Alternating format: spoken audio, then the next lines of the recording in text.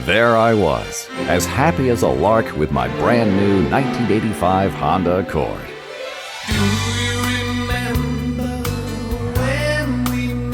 What more could a guy ask for? I don't know. A Ferrari, maybe? Anyway, almost 30 years and 370,000 miles later, there she sits, collecting dust, doubling as a storage rack, a shadow of her former self with a blown engine.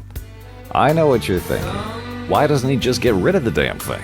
Sell her for scrap, turn her into a planter. Oh no, not me.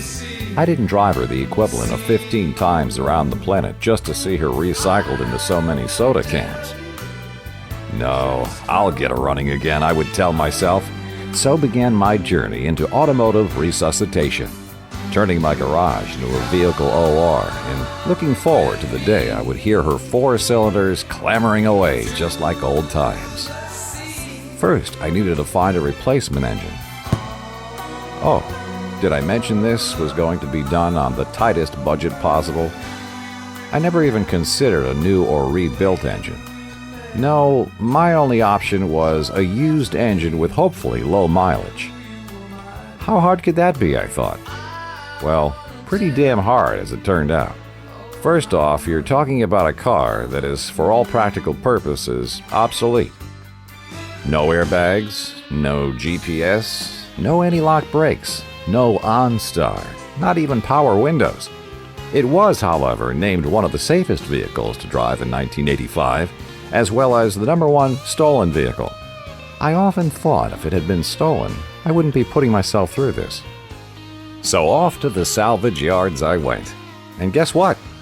It seemed my Honda had gone the way of the dinosaur. Finally, though, I was able to locate one in Canada.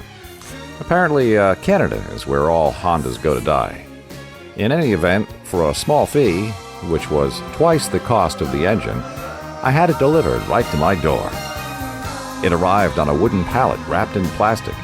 So began the process of dismantling, cleaning, painting, and replacing key parts, which included, but not limited to, a new timing belt and tensioner, a water pump, new carburetor, and a new clutch pressure plate and throwout bearing. Then it was out with the old and in with the new, or rather, slightly used, I should say, 55,000 miles to be exact.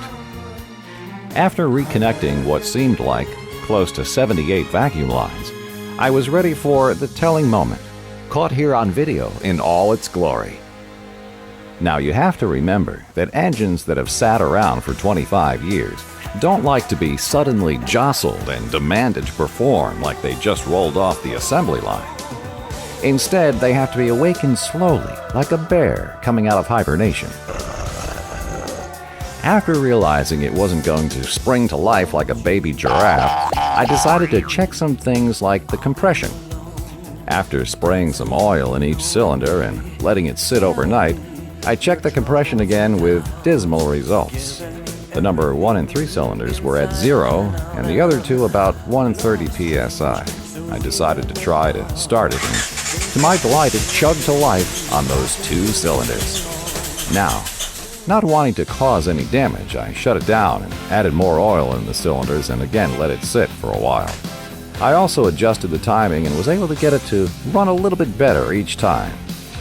The rings obviously needed to loosen up after sitting all that time, and the oil I had poured into the cylinders had to burn off. There was so much smoke at one point coming from my garage, I feared my neighbors would call the fire department. After breathing in some fresh air from outside the garage, I fixed a squealing fan belt, and my old Honda was on the way to recovery.